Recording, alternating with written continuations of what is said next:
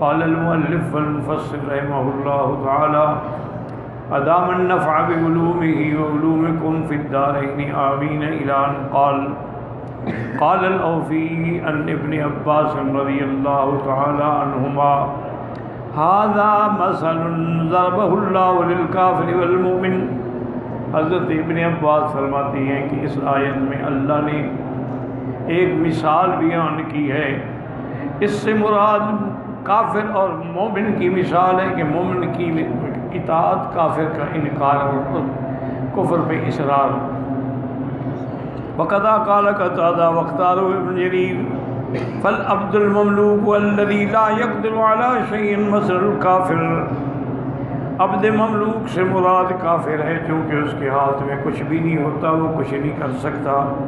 والمرزوق والرزق الحسن، اور دوسرا وہ ہے جس کو اللہ نے بڑا اچھا پاکیزہ رزق عطا فرمایا ہے. فهو ينفق منه سرا وجهرا، وہ ظاہر بھی اور جہرن بھی اور سرن بھی، چھپکے سے بھی اور ظاہر بھی اللہ کے راستے میں خرچ کرتا ہے. یہ مثال ہے مومن کی. وقال ابن ابی نجیح المجاہد هو مضروب للوثن والحق تعالی، کہ یہ مثال ہے یعنی بت کی اور اللہ کی ذات کی، کہ اللہ قدرت، ہر چیز کی قدرت رکھتے ہیں اور یہ کچھ بھی ان کے ہاتھ میں نہیں ہے. فَهَلْ يَسْتَوِي هَذَا وَهَذَا، کیا یہ دونوں برابر ہو سکتے ہیں؟ وَلَمَّا كَانَ الْفَرْقُ بَيْنَهُمَا ظَاهِرًا وَاضِحًا بَيِّنًا لَا يَجْهَلُ إِلَّا كُلُّ غَبِيٍّ، ان کے درمیان فرق جو ہے بڑا کھلا ہوا ہے، واضح ہے. ہاں کوئی غبی ہو اور شقی ہو نہ سمجھے، ورنہ بالکل واضح بات ہے کہ مومن اور کافر برابر نہیں ہو سکتے. بت اور اللہ کی ذات کبھی برابر نہیں ہو سکتے ہیں. اس لیے اللہ نے فرمایا کہ الحمدللہ بل اکثرهم لا یعلمون. اللہ نے فرمایا کہ شکر ہے اللہ کا، لیکن بہت سارے لوگ ہیں اتنی وضاحت کے باوجود بھی نہیں جانتے. جیسے کہ میں نے خلاصے میں عرض کر دیا تھا کہ مثالیں اللہ نے قرآن میں کئی بیان کی ہیں. آپ نے جیسے یہاں بھی دیکھا ہے اور اسی طرح اللہ فرماتے ہیں ضرب اللہ مثلا للذین کفروا امرأۃ نوح وامرأۃ لوط کانتا تحت عبدین من عبادنا فخانتاہما. اللہ نے مثال بیان کی ان دو عورتوں کی، حضرت نوح علیہ السلام کی بیوی اور لوط علیہ السلام کی بیوی. حالانکہ وہ انبیاء کی بیویاں تھیں لیکن کافر تھیں. یاد رکھیں کہ پہلے زمانے میں شرائع اول میں کافر سے نکاح جائز تھا، حتیٰ کہ حضور صلی اللہ علیہ وسلم کے دین اسلام سے قبل کافروں سے نکاح جائز تھا. حضور نے اپنی بیٹیاں جو ہیں وہ کافروں سے نکاح کی تھی کیونکہ اس وقت منع نہیں تھا. یہ بعد میں پھر اللہ نے حکم دے دیا کہ اب کوئی مومن کافر سے نکاح نہیں کر سکتا اور نہ کسی کافرہ عورت سے نکاح. ولا عبد مومن خیر، عبد مومن جو ہے وہ زیادہ بہتر ہے بجائے اس کے کہ آدمی نعوذ باللہ کسی کافر سے نکاح کرے. اسی طرح کوئی عورت بھی کسی کافر سے نکاح نہیں کر سکتی، حتیٰ کہ یہ مسئلہ اب اتنا سخت ہے کہ اگر نعوذ باللہ کوئی مسلمان کسی کی ہندو لڑکی سے شادی کر دے اس کا ایمان ہی ختم ہو جاتا، وہ مومن ہی نہیں رہتا، کافر ہو جاتا. اسی طرح اگر کوئی مسلمان لڑکی نعوذ باللہ کسی کافر سے شادی کر دے وہ بھی ایمان ختم ہو گیا. جب ایمان ہی نہ رہا پھر نکاح کا تو مسئلہ ہی ختم ہو گیا. اس لیے اللہ نے وہاں بھی ضرب اللہ مثلا، اور اسی طرح پھر اللہ نے ضرب اللہ مثلا للذین آمنوا امرأۃ فرعون کی بیوی کے بارے میں بھی فرمایا اللہ نے کہ ضرب اللہ مثلا، اللہ نے بیان کی ہے مثل. لیکن جہاں بھی مثل کا لفظ ہے قرآن میں وہاں لفظ ضرب ہے. اسی لیے جو فلا تضربوا للہ الامثال، اور فرمایا تلک الامثال نضربها للناس. وجہ کیا ہے کہ ضرب چوٹ ہوتی ہے، چوٹ ایسی بات ہے کہ جو سب کو سمجھ آ جاتی ہے. تو مثال ایسی کھلی ہوئی چوٹ ہے کہ ایک عام آدمی کو بھی سمجھ آ سکتی ہے کہ بھی یہ بت ہے، وہ خدا قادر ہے، یہ بالکل جس کے پلے میں کچھ بھی نہیں ہے، لا یسمع ولا یبصر ہے، یہ کیسے برابر ہو سکتے ہیں؟ ایک مومن ہے، ایک کافر ہے، ایک کافر ہے اور پھر بخیل ہے، مومن ہے پر سخی ہے، تو یہ کیسے برابر ہو سکے؟ یعنی لا یستوی. اس لیے اللہ نے یہاں بھی مثالیں بیان فرمائی ہیں، لیکن اس کے باوجود بھی کوئی نہ سمجھنا چاہے تو اس کی بدقسمتی ہے، پھر اس کی غباوت اور شقاوت ہے کہ اتنی واضح بیانوں کے باوجود بھی وہ نہ سمجھ سکے۔ اب ایک اور اللہ مثال بیان فرمائے، وَضَرَبَ اللَّهُ مَثَلًا رَجُلَيْنِ أَحَدُهُمَا أَبْكَمُ لَا يَقْدِرُ عَلَى شَيْءٍ وَهُوَ كَلٌّ عَلَى مَوْلَاهُ أَيْنَمَا يُوَجِّهُ لَا يَأْتِ بِخَيْرٍ هَلْ يَسْتَوِي هُوَ وَمَن يَأْمُرُ بِالْعَدْلِ وَهُوَ عَلَى صِرَاطٍ مُّسْتَقِيمٍ۔ یعنی ایک بندہ جو ہے وہ بہرا بھی ہے، گنگا بھی ہے، اور اس کے مقابلے میں ایک آدمی حق بتانے والا، عدل کرنے والا، تو کیا یہ برابر ہو سکتے؟ لا یستوون، برابر نہیں ہو سکتے۔ قال مجاہد وهذا ايضا المراد به الوصن والحق تبارک وتعالی، اس سے مراد بھی وہی بت اور اللہ کی ذات ہے۔ ان الوصن ابکم، کیونکہ یہ بت ہیں یہ گنگے بہرے ہیں، لا یتکلم ولا ینطق بخیر، یہ نہ بول سکتے ہیں نہ کچھ سن سکتے ہیں، ولا یقدر علی شیء بالکلیہ، نہ ان کے ہاتھ میں کچھ ہے نہ کچھ کر سکتے ہیں، ولا مقال ولا فعل، نہ بولنا ان کے ہاتھ میں نہ کرنا ان کے ہاتھ میں، وَهُوَ مَا هَذَا كَلٌّ أَيْ عَيَالٌ وَكِلْفَةٌ عَلَى مَوْلَاهُ، اس کے باوجود وہ اپنے سردار پہ ایک بوجھ ہیں، جدھر بھی بھیجیں کبھی خیر کی خبر نہیں لائیں گے، أَيْنَمَا يُوَجِّهُ يَبْعَثُ الْآيَاتِ بِخَيْرٍ وَلَا يَنْجَا مَسْعَاهُ، نہ ان کی کوئی کوشش جو ہے وہ کامیاب ہو سکتی ہے۔ هَلْ يَسْتَوِي مَنْ هَذِهِ صِفَاتُهُ، جس کی یہ صفات ہے، اور وہ شخص مَنْ يَأْمُرُ بِالْعَدْلِ بِالْقِسْطِ، جو حق کا حکم دیتا ہے، انصاف کا حکم دیتا ہے، فَمَقَالُهُ حَقٌّ وَفِعَالُهُ مُسْتَقِيمَةٌ، اس کا قول بھی حق ہے اور اس کے اعمال بھی صحیح ہیں، وَهُوَ عَلَى صِرَاطٍ مُسْتَقِيمٍ، اور صراط۔ وَقِيلَ الْأَبْكَمُ مَوْلًى لِعُثْمَانَ وَبِهَذَا قَالَ السُّدَيِّ وَقَتَادَةُ وَعَطَاءُ الْخُرَاسَانِي وَاخْتَارَ هَذَا الْقَوْلُ ابن جریر، اور بعض کہتے ہیں کہ عثمان کا ایک غلام تھا جو ابکم تھا، اس کے بارے میں یہ مثال ہے۔ ایک قول ہے، ورنہ مثال عام ہے کہ ایک بہرا گنگا ہے ایک بولنے والا ہے، کیا برابر ہو سکتے ہیں؟ نہیں برابر ہو سکتے۔ وقال لو فی ابن عباس ومثل للکافر والمؤمن، مومن اور کافر کی مثال ہے۔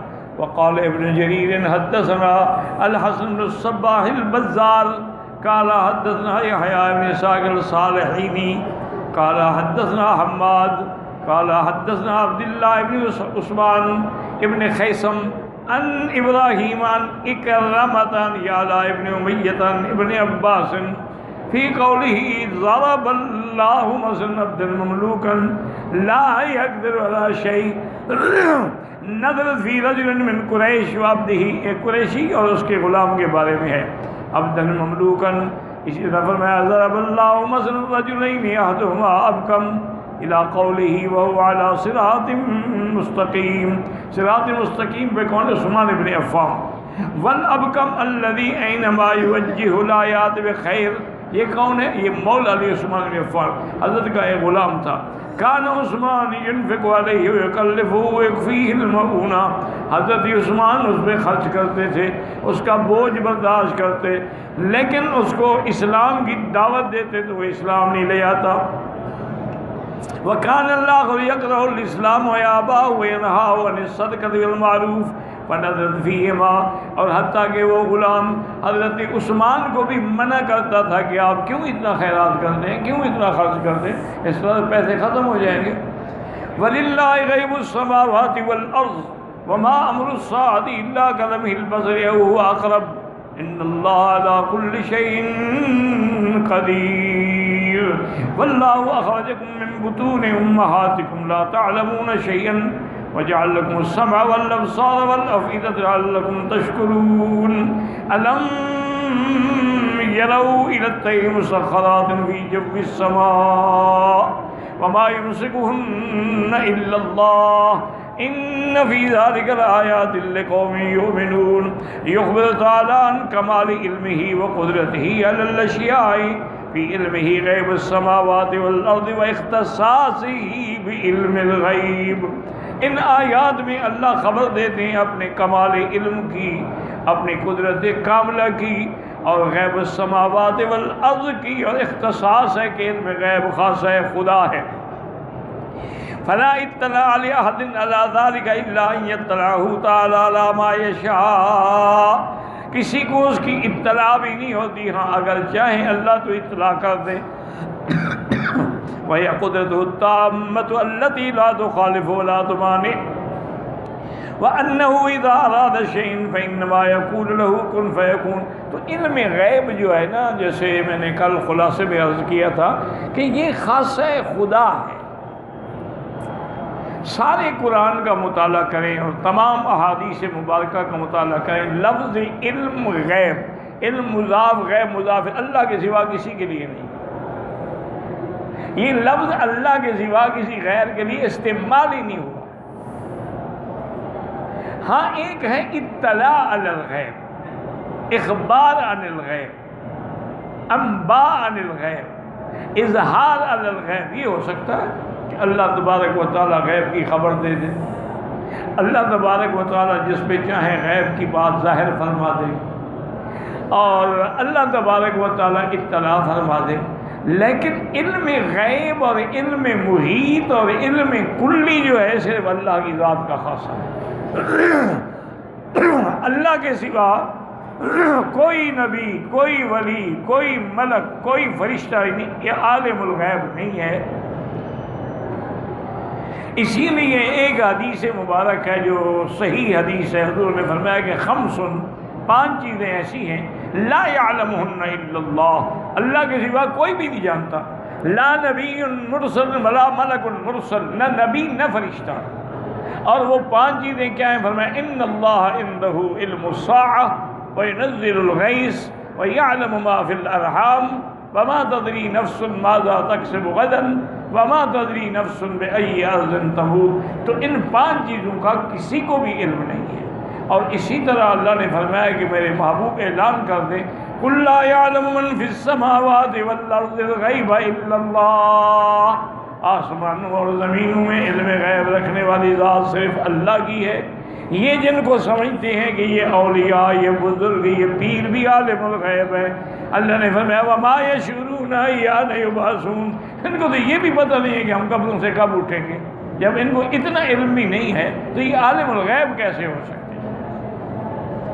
اسی لیے ہدہد نے حضرت سلیمان سے بھی یہی کہا تھا کہ انی احطت بما لم تحط بہ، میں ایک ایسی خبر لایا ہوں جس کا تمہیں پتہ ہی نہیں.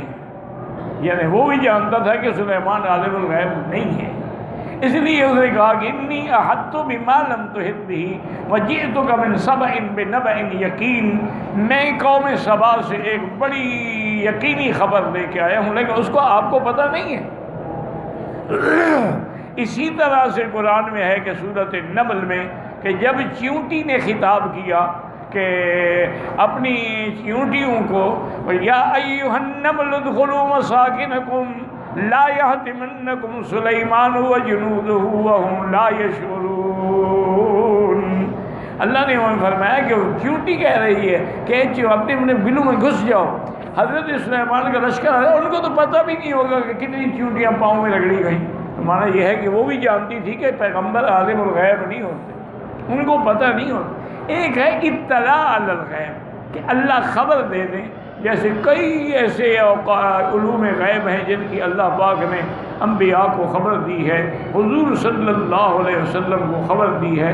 حتیٰ کہ بڑے بڑے علماء نے لکھا ہے کہ صرف قرآن شریف کے اندر تقریباً 10,000 مغیبات ہیں جن کی اللہ نے حضور پاک کو خبر دی ہے. اب دیکھیں نا قصہ آدم پڑھتے ہیں، اب حضور کو تو پتہ نہیں تھا نا، یہ غیب ہی ہے. اسی طرح قوم عاد، قوم ہود، قوم سمود، قوم لوط، قوم فر، سارے قصص ہیں. تو ذالک من انباء الغیب نوحیھا الیک وما کنت لدیھم، یہ ہم نے آپ کو خبر دی ہے، ہم نے آپ کو وحی کے ذریعے اطلاع دی ہے.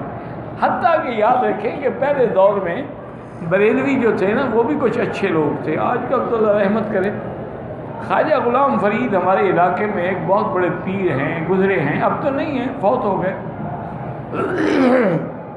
ان کا ایک بہت بڑا وسیع حلقہ ہے پیری مریدی کا.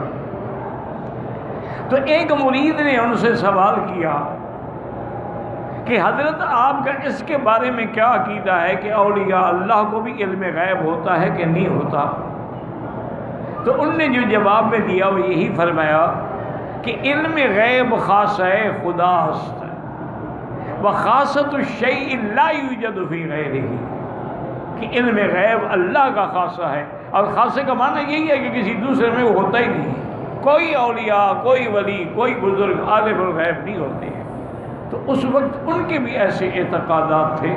اب تو اللہ معاف کرے، لوگوں نے ایسی جہالت بنا رکھی ہے کہ ہر پیر عالم الغیب ہے، ہر فقیر عالم الغیب ہے، ہر مجذوب عالم الغیب ہے، قبر والے بھی عالم الغیب ہیں، زندہ بھی عالم الغیب ہیں۔ حالانکہ یاد رکھیں، اللہ کے سوا کسی غیر کو عالم الغیب سمجھنا یہ کفر ہے، یہ چھوٹا موٹا گناہ نہیں، یہ کفر ہے۔ اللہ کی صفت خاصہ کو توڑنا ہے، اور صفت خاصہ کو جو توڑتا ہے وہ کافر ہوتا ہے۔ اور اسی طریقے سے اپنے اعتقادات کو صحیح کر دیں کہ غیب، اچھا بعض ہمارے جو برادری ہے نا وہ کہتے ہیں کہ جی اللہ تو عالم الغیب ہو ہی نہیں سکتے، وہ کہتے ہیں عالم الغیب تو ہوتے ہی نبی اور ولی ہیں۔ بریلوی حضرات نے اپنی کتابوں میں لکھا ہے کہ یہ جو وہابی کہتے ہیں خدا عالم الغیب ہے، یہ تو جاہل ہے، ان کو کیا پتہ خدا کیسے عالم الغیب ہے، اس کے سامنے تو ہر چیز ظاہر ہے، تو غیب کیسے ہو گیا، تو عالم الغیب کہاں رہا؟ عالم الغیب تو نبی ہوتا ہے کہ جس کو پتہ نہیں ہوتا لیکن علم حاصل ہو گیا۔ اللہ کے سامنے تو ساری کائنات ظاہر ہے، واضح ہے، چھپی ہوئی ہے ہی نہیں۔ لا یخفی علیہ خافیہ، لا یخفی علیہ شیء فی الارض ولا فی السماء، تو وہ کیسے عالم الغیب ہو گئے؟ تو یہ ان کی جہالت ہے، نص قطعی کا انکار ہے۔ هو اللہ الذی لا الہ الا هو عالم الغیب والشہادہ۔ تو غیب کا معنی یہ ہے کہ جو لوگوں کی نظروں سے غیب ہے اس کو بھی اللہ جانتے ہیں، یہ معنی نہیں کہ اللہ سے غیب ہے، اللہ سے تو کوئی غیب نہیں ہوتا۔ یعنی ما خفی عن اعین الناس، جو لوگوں کی آنکھوں میں غائب ہے نہیں جانتے، خدا وہ بھی جانتا ہے۔ آدمی اپنے گھر کے حوال بھی نہیں جانتا، خدا جانتا ہے۔ ایک عورت ہے، حاملہ ہے، پیٹ میں بچہ ہے، وہ نہیں جانتی ہے کہ بچہ شقی ہے یا سعید ہے، عمر کتنی ہوگی، فرما بردار ہوگا، نافرمان ہوگا، مومن ہوگا، کافر، وہ نہیں جانتی، لیکن اللہ جانتا ہے۔ اس لیے ہمیشہ یاد رکھیں علم غیب خاص ہے، خدا ہے۔ باقی یہ ہے کہ بھی قیامت کیسے قائم ہوگی، اللہ فرمایا میرے تو صرف حکم دینے کی دیر ہے نا، تمہاری آنکھ جھپکنے سے بھی پہلے اللہ کا حکم نافذ ہو جائے گا۔ فرمایا وما امرنا الا واحد کلمح بالبصر فیکون ما یرید کطرف العین، جو وہ چاہتے ہیں ایک پلک جھپکنے کی دیر میں ہو جاتا ہے۔ وہکذا قال ہاہنا وما امر الصاد الا کلمح البصر وهو اقرب ان اللہ علی کل شیء قدیر کما قال ما خلقکم ولا بعثکم الا كنفس واحدہ، جیسے اللہ ایک بندے کو پیدا کریں اور پھر اس کو موت دیں، اسی طرح سب کو پیدا کرنا پھر سب کو اٹھانا برابر ہے۔ ثم ذکر تعالی منته علی عبادہ، اب اللہ اپنا احسان بتلاتے ہیں اپنے بندوں کو، فی اخراج ایاہم من بطون امہاتہم لا یعلمون شیئا، کہ تمہیں اللہ نے تمہارے ماؤں کے پیٹ سے نکالا، تم کچھ بھی نہیں جانتے تھے۔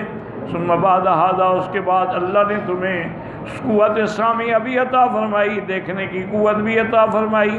یرزقکم السمع الذی بہ یدرکون بہ الاصوات والابصار التي بها یبصرون المرئیات والافئدہ، اللہ نے دیکھنے کی بھی تمہیں کا طاقت عطا فرمائی ہے، اور اللہ نے تمہیں دل بھی عطا فرمایا ہے۔ وہی العقول الذی مرکزها القلب الصحیح، یہ اصل میں جو علم کا مرکز ہے نا صحیح معنی میں وہ دل ہوگا۔ دماغ نہ ہو نا تو بندہ زندہ رہ سکتا ہے، کتنے پاگل زندے ہیں، سینکڑوں سالوں سے زندہ ہیں، لیکن اگر دل کی حرکت بند ہو جائے تو ختم۔ اذا صلح صلح الجسد کلہ واذا فسدت فسد الجسد کلہ، فبذلک اصل میں مرکز علم جو ہے وہ دل ہے۔ اس لیے اللہ پاک نے وکیل الدماغ والعقل بہ یمیز بین الاشیاء ضارها ونافعها، بعض کہتی ہیں کہ مرکز دماغ ہے، لیکن اصل بات یہی ہے کہ مرکز اصلی دل ہے، دل سے دماغ میں جاتا ہے دماغ پھر فیصلہ کرتا ہے کہ یہ نفع والی شے ہے یا نقصان والی چیز ہے۔ وَهَذِهِ الْقُوَّةُ وَالْحَوَاسُ تَحْصُلُ الْإِنسَانِ، اور یہ قوات خمسہ جو ہیں، حواس خمسہ، آدمی کو آہستہ آہستہ حاصل ہوتے ہیں، قلیلاً قلیلاً کلما قبل زید فی سمعہ وبصرہ وعقلہ، جیسے جیسے بچہ بڑا ہوتا ہے اس کی قوت سامعہ، قوت باصرہ اور عقل بھی بڑھتا ہے، حتیٰ یبلغ اشدہ، 40 سال میں پھر بڑھوتری ختم ہو جاتی ہے۔ وَإِنَّمَا جَعَلَ تَعَالَىٰ هَٰذِهِ فِي الْإِنسَانِ لِيَتَمَكَّنَ بِهَا مِنْ عِبَادَةِ رَبِّهِ تَعَالَىٰ وَيَسْتَعِينَ بِكُلِّ جَارِحَةٍ وَعُضْوٍ وَقُوَّةٍ عَلَىٰ طَاعَةِ مَوْلَاهُ، اللہ نے تمہیں سمع بصر کیوں دی ہے؟ تاکہ تم اللہ تعالیٰ کی نعمتوں کو پہچانو، قدرتوں کو پہچانو، اور اپنے اعضاء کو اللہ کی عبادت میں لگا دو، اللہ کی فرما برداری میں لگا دیں۔ کما جاء فی صحیح البخاری عن نبی ہریرہ رضی اللہ تعالیٰ عنہ رسول اللہ انہو قال یقول من آذى لي وليا فقد بارزني بالحرب وما تقرب الی عبدی بشیء افضل من اداء ما افترضت علیہ۔ اللہ پاک فرماتے ہیں جو میرے دوستوں سے جھگڑا کرتا ہے، جو میرے دوستوں سے لڑائی کرتا ہے، وہ مجھے دراصل لڑائی کا چیلنج دیتا ہے۔ اور اسی طرح فرمایا کہ میرا بندہ میرے قریب سب سے زیادہ تب ہوتا ہے کہ جو میں نے فرائض مقرر کیے ہیں ان کو ادا کرے۔ بلا یزال عبدی یتقرب الی بالنوافل، اور اس کے بعد پھر نفلیں پڑھتے پڑھتے اللہ کے اتنے قریب ہو جاتا ہے۔ فَإِذَا أَحْبَبْتُهُ كُنْتُ سَمْعَهُ الَّذِي يَسْمَعُ بِهِ، جب میں اس کو محبوب رکھتا ہوں پھر وہ اس کا سمع جو ہے جس سے وہ سنتا ہے گویا وہی ہے جو میرے حکم کے مطابق ہے۔ وَبَصْرُهُ الَّذِي يَبْصِرُ بِهِ، اور اس کا ہاتھ گویا کہ میں ہوں۔ وَيَدُهُ الَّتِي يَبْطِشُ بِهَا وَرِجْلُهُ الَّذِي يَمْشِي بِهَا، تو اس کی ہر چیز چونکہ میرے تابع ہے تو گویا میرے حکم ہے۔ وَلَئِن سَأَلَنِي لَأُعْطِيَنَّهُ، مجھ سے کچھ مانگے تو میں دیتا ہوں۔ وَلَئِن دَعَانِي لَأُجِيبَنَّهُ، اگر دعا کرے تو میں اس کی دعا بھی سنتا ہوں۔ وَلَئِن اسْتَعَاذَ بِي لَأُعِيذَنَّهُ، اگر مجھ سے پناہ پکڑے کسی ظالم سے تو میں پناہ دیتا ہوں۔ وَمَا تَرَدَّدتُّ فِي شَيْءٍ أَنَا فَاعِلُهُ ترددی فی قبض نفسی عبدی المومن یکرہ الموت، اللہ نے فرمایا مجھے کوئی چیز اچھی بری نہیں لگتی، سب سے زیادہ یہ ہے کہ جب میں اپنے مومن بندے کی روح قبض کرنے کا حکم دیتا ہوں تو اس کو میں اچھا نہیں سمجھتا، لیکن میرا فیصلہ ہے وہ بدل نہیں سکتا ہے۔ اس لیے اللہ پاک فرماتے ہیں واکرم السلام، معنی حدیث کیا ہوگا کہ ان العبد اذا اخلص الطاعۃ، جب آدمی خالص طاعت کرتا ہے، صارت افعالہ کلها للہ عز وجل، اس کے سارے افعال اللہ کے لیے ہوتے ہیں۔ فلا يسمع الا للہ، وہ سنتا بھی اللہ کے لیے ہے، دیکھتا بھی اللہ کے لیے ہے۔ اے ما شرعہ اللہ لہ ولا یبطش ولا یمشی الا فی طاعۃ اللہ عز وجل، وہ پکڑتا ہے یہ چلتا ہے تو اللہ کی طاعت کے راستے میں، مستعینا باللہ فی ذلک کلہ، اللہ سے مدد مانگتا ہے۔ ولہذا جاء فی بعض روایات الحدیث فی غیر الصحیح بعد قولہ ورجل الذی یمشی بہا فبی یسمع، گویا کہ وہ میری نظر سے سن رہا ہے، میری نظر سے دیکھ رہا ہے، میری قوت سے پکڑ رہا ہے، میرے حکم سے چل رہا ہے۔